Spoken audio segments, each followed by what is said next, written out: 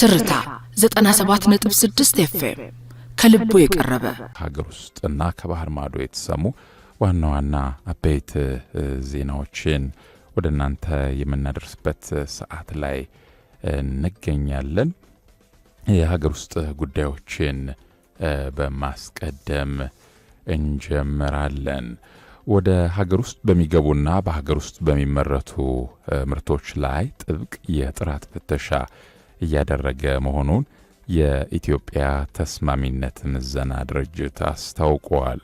ምርቶች ከመነሻቸው ጥራታቸው ተጠብቆ እንዲገቡ ከጅቡቲ ወደብ ጀምሮ ከፍተኛ ምዘና እንደሚደረግባቸው የድርጅቱ የኮሙኒኬሽንና ማርኬቲንግ ዳይሬክተር ተኬ ብርሃኑ ለትርታ ገልጸዋል። ዳይሬክተሩ እንዳሉት በተለያዩ አጋጣሚዎች ወደ ሀገር ውስጥ ገብተው የተገኙ ምርቶችም ቢሆኑ ተገቢውን የጥራት ምዘና እንዲያልፉና ማረጋገጫ እንዲኖራቸው ይደረጋል ሲሉም ገልጸዋል። ምርቶቹ መለኪያውን ካሟሉ የንግድ ምዘና ማስተማመኛ እንደማይሰጣቸውም ተገልጿል። በአጠቃላይ በየዓመቱ እስከ 3500 በሚሆኑ ምርቶች ላይ የላብራቶሪ ፍተሻ እንደሚደረግ የገለጹት አቶ ተኬ ጥራት ለአምራቹ ብቻ የሚተው ሳይሆን ህብረተሰቡም የሚጠይቅና የሚለይ ሊሆን እንደሚገባ አሳስበዋል። ጥራትንና ህጋዊነትን ትኩረት ባለመስጠት ማህበረሰቡን በሚያታልሉ ድርጅቶች ላይም ከባድ አስተዳደራዊ ቅጣትና እርምጃ እንደሚጠበቅ ዳይሬክተሩ አስጠንቅቀዋል። ቀደም ሲል የሰማችሁትን ዘገባ ያደረሰን ባልደረባችን አህመዲን ሸረፋ ነው። ወደ ተከታዩ ዜና ስናልፍ የኢትዮጵያ ጤና መድህን አገልግሎት ያሉበትን የአገልግሎት ክፍተቶች ለመቅረፍ እየሰራ መሆኑን ገልጿል። ከ63 ሚሊዮን በላይ አባላትን ማፍራት የቻለው የኢትዮጵያ ጤና መድህን አገልግሎት አሁንም ያሉበትን የአገልግሎት ጥራት ችግሮች ለመፍታት እየሰራ መሆኑን አስታውቋል። የአገልግሎቱ የአባላት አስተዳደርና የሀብት አሰባሰብ መሪ ስራ አስፈጻሚ ጉደታ አበበ ለትርታ እንደገለጹት ተቋሙ ሰፊ የህብረተሰብ ክፍልን ተጠቃሚ ማድረግ ቢችልም እስካሁን ያለው አገልግሎት ግን 100% እየተሟላ ነው ለማለት እንደማያስደፍር ተናግረዋል። በተለይም ደንበኞች ቅሬታ የሚያቀርቡባቸውን ዋና ዋና ጉዳዮች መሪ ስራ አስፈጻሚው ዘርዝረዋል። ይኸውም የመድኃኒት አቅርቦት እጥረት፣ የጤና ባለሙያዎች የአቀባበል ችግር፣ አገልግሎትን በፍጥነት አለማግኘት ሲሆኑ እነዚህን ችግሮች ለመፍታትም መንግስት በሀገር ውስጥ የመድኃኒት ማምረቻ ፋብሪካዎች ተገንብተው ስራ እንዲጀምሩ እያደረገ መሆኑ ጠቅሰዋል። ይህም የአቅርቦት ችግሩ በዘላቂነት እንደሚፈታው ገልጸዋል። በተጨማሪም የአባላትን ምዝገባና መረጃ አያያዝ ለማዘመን የዲጂታል ቴክኖሎጂን ስራ ላይ በመዋል አገልግሎቱን ቀልጣፋ ለማድረግ ጥረት እየተደረገ መሆኑን ጉደታ አክለው ገልጸዋል። የዘገበው አበበ ተገኝ ነው። የታካሚዎች የክትትል ስርዓት አነስተኛ መሆን፣ የሪፈራል ስርዓት አለመኖርና የንጽህና ጉድለት በአዲስ አበባ የባህል ሕክምና ተቋማት ላይ የታዩ ዋና ዋና ችግሮች ናቸው ተባለ። የአዲስ አበባ ምግብና መድኃኒት ባለስልጣን ጥናቱን በ98 ተቋማት ላይ ማካሄዱንና በግኝቶቹ ዙሪያም ከባለድርሻ አካላት ጋር ውይይት አድርጓል። ባለስልጣኑ ጥናቱን ያካሄደው የባህል ሕክምና ተቋማት አሰራር፣ አክሞ የማዳን ሁኔታና የ2006 ዓ.ም የቁጥጥር መመሪያ አተገባበርን ለመፈተሽ መሆኑ ገልጿል። የባለስልጣኑ የጤና ተቋማትና ባለሙያዎች ቁጥጥር ዳይሬክተር ገልገሎ ኦልጅራ የጥናቱን ውጤት ሲያቀርቡ ተቋማቱ የዘመናዊ ላብራቶሪ ውጤቶችን ተጠቅመው መድኃኒት ማዘዝ፣ የመድኃኒት ጥሬ ዕቃ አያያዝ ችግርና ተጨማሪ ክፍሎች ሳይኖራቸው ሁሉንም አገልግሎቶች በአንድ ክፍል ውስጥ መስጠት የሚሉ ክፍተቶች እንዳሉባቸው አመልክተዋል።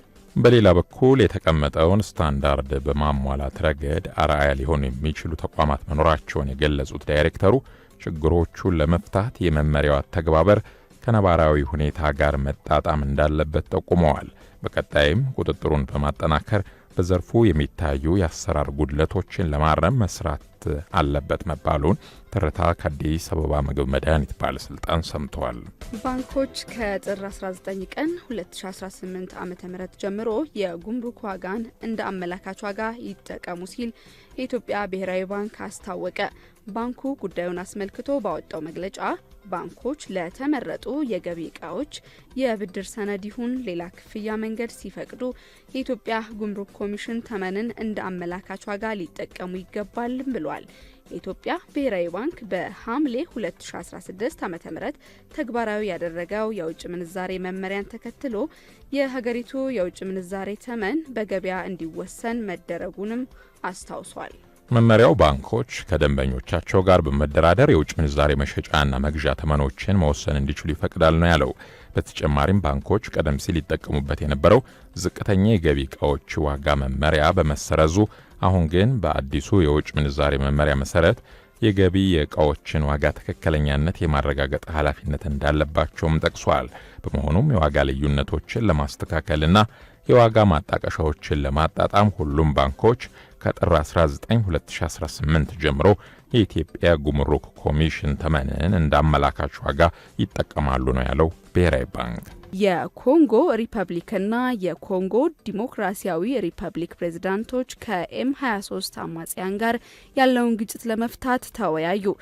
የዲአርሲ ፕሬዝዳንት ፌሊክስ ሺሴኬዲና የኮንጎ ሪፐብሊካቻቸው ዴኒስ ሳሱ ከ2 ሰዓት በላይ የፈጀ የግል ውይይት ማድረጋቸውን የኮንጎ ፕሬዝዳንት ጽህፈት ቤት አስታውቋል። በተጨማሪም የኮንጎ ዲሞክራሲያዊ ሪፐብሊክ መሪ በመጋቢት ወር ለሚካሄደው የፕሬዝዳንታዊ ምርጫ ለሳሱ ንጉዌሶ ድጋፋቸውን ገልጸዋል። እንደ አውሮፓውያን አቆጣጠር ታህሳስ 4 2025 ፌሊክስ ቲሼኬዲና የሩዋንዳው መሪ ፖል ካጋሜ በአሜሪካው ፕሬዝዳንት ዶናልድ ትራምፕ አሸማጋይነት በዋሽንግተን የሰላም ስምምነት ተፈራርመው እንደነበር ዘገባው አስታውሷል። የአሜሪካው የመከላከያ ተቋም ፔንታገን አዲስ የመከላከያ ስትራቴጂ ይፋ አደረገ። አዲሱ የአሜሪካ መከላከያ ስትራቴጂ በዓለም ላይ የሚገኙ የኒኩሌር ጦር መሳሪያ ስብስብ በዓለም ትልቁ እንደሆነ፣ አሜሪካም በግሪንላንድ የተረጋገጠ መግቢያ ሊኖራት እንደሚገባ ያሳያል። በስትራቴጂ ውስጥ በርካታ ዋና ዋና ነጥቦች እንደተካተቱበት የተገለጸ ሲሆን የሩሲያና የዩክሬንን ግጭት ለመፍታት የአውሮፓ ህብረትን ሚና እንዲሁም ለወታደራዊ እንቅስቃሴዎች ሊውሉ በሚችሉ የማህበራዊ ኢኮኖሚ አቅሞችን በይበልጥ ማሳደግ ጨምሮ ትርጉም ባለው ድርድር ላይ ለመሳተፍ አሻፈረኝ በሚሉት ላይ ደግሞ እርምጃ መውሰድ እንደሚገባ መግለጹን ነው ዘገባው ያመላከተው። ይህንን ሰዓት ደግሞ በአጋርነት ከኛ ጋር አብረውን እየሰሩ ያሉ ተቋማት አሉ። እናት ባንክ አንዱ ነው። እናት ባንክ ትምህርት ቤቶች ዘርፈ ብዙ አገልግሎቶችን በአንድ ላይ የሚያገኙበትን እናት መላ ወይም ዩኒካሽ የተሰኘ የትምህርት ቤት ክፍያ ስርዓት ይዞላችሁ መጥቷል። በዚህ የክፍያ ስርዓት አብረውን እየሰሩ የሚገኙ ትምህርት ቤቶች ሁሉ ስራቸውን በቀላሉ በማከናወን ስኬታማ እንዲሆኑ አስችሏቸዋል። እናት መላ ክፍያ ስርዓትን ሲጠቀሙ የትምህርት ክፍያን በቀላሉ ለመፈጸም፣ ተማሪዎችን ለመመዝገብ፣ የተማሪዎችን መረጃ ለማስተዳደር፣ ከተማሪ ወላጆች ጋር ያለውን ግንኙነት ለማሳለጥና የፋይናንስ ሪፖርት ለማዘጋጀት እንዲሁም የጉዞና የመጽሐፍ ግዥ ክፍያዎችን ለመክፈል የሚያስችል ዘመናዊ የአሰራር ስርዓት ነው። አሁን ደግሞ በእናት ተችሏል የሚላችሁ እናት ባንክ የአየር ትኬቶን በእናት ባንክ በኩል ማግኘት ይችላሉ። ዘርፈ ብዙ አገልግሎቶችን በሚያስገኘው የእናት መላ የትምህርት ቤት የክፍያ ስርዓት ደንበኛ በመሆን አብረው እንዲሰሩ በኢትዮጵያ የሚገኙ ትምህርት ቤቶችን ሁሉ በታላቅ አክብሮት እንጋብዛለን ይላችኋል እናት ባንክ። ማን እንደ እናት። ሌላኛው የዚህ ሰዓት አጋራችን ከራይድ ጋር ወደፊት የሚለው ራይድ ትራንስፖርት ነው። እንግዲህ ከበዓላት ማግስት ነው ያለነው። በበዓላት አጋጣሚና በተለያዩ የህይወት አጋጣሚዎች ከውጭ ሀገራት ወደ ሀገር ቤት የሚመጡ ወዳጅ ዘመዶን በአካል ለመቀበል ጊዜ ቢያጥረው ታማኙ የጉዞ አማራጭ ራይድ ትራንስፖርት እንክብካቤ ሳያጓድል ደህንነታቸው እንደተጠበቀ በአይነ ስጋ ያገናኘውታል ይላል። ይህን ሰዓት አጋር በመሆን አብረው ቆይታ ያደርጋል። ራይድ ትራንስፖርት ትርታ 97.6 ኤፍኤም ከልቡ የቀረበ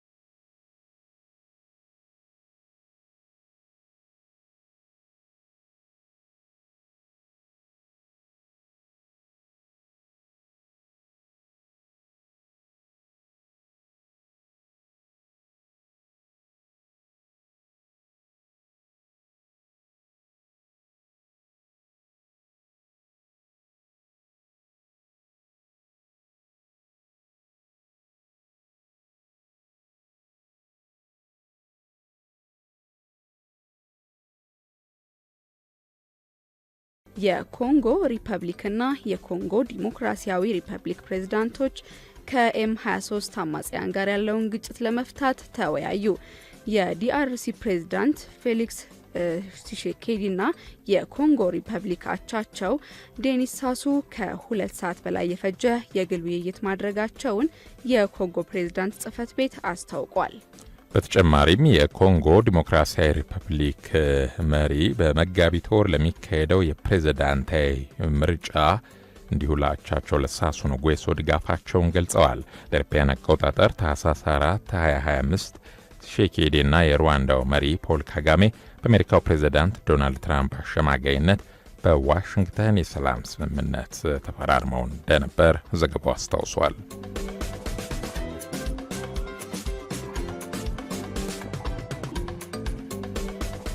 የዩናይትድ ስቴትስ ፕሬዝዳንት ዶናልድ ትራምፕ ካናዳ ከቻይና ጋር የንግድ ስምምነት የምትፈጽም ከሆነ የካናዳ ምርቶች ላይ 100% ታሪፍ ለመጣል እንደተዘጋጁ አስታወቁ። ካናዳ ከቻይና ጋር ስምምነት የምትፈጽም ከሆነ ወዲያውኑ ከካናዳ ወደ ዩናይትድ ስቴትስ የሚገቡ ምርቶች ላይ 100% ታሪፍ እጥላለሁ ሲሉ ትራምፕ በትሩዝ ሶሻል ገጻቸው ላይ ጽፈዋል። ትራምፕ ስለ የትኛው የንግድ ስምምነት እያወሩ እንደሆነ በማህበራዊ ሚዲያ ልጥፋቸው ላይ አልጠቆሙ። ባለፈው ሳምንት የካናዳው ጠቅላይ ሚኒስትር ማርክ ካርኒ ከቻይና ጋር ስትራቴጂካዊ ጥምረት እንደሚፈጥሩ አሳውቀው ታሪፍ እንደሚቀንሱም መግለጻቸው ይታወሳል። በወቅቱ ትራምፕ እርምጃውን መልካም ነገር ሲሉ መግለጻቸውን ዘገባው አስታውሰዋል።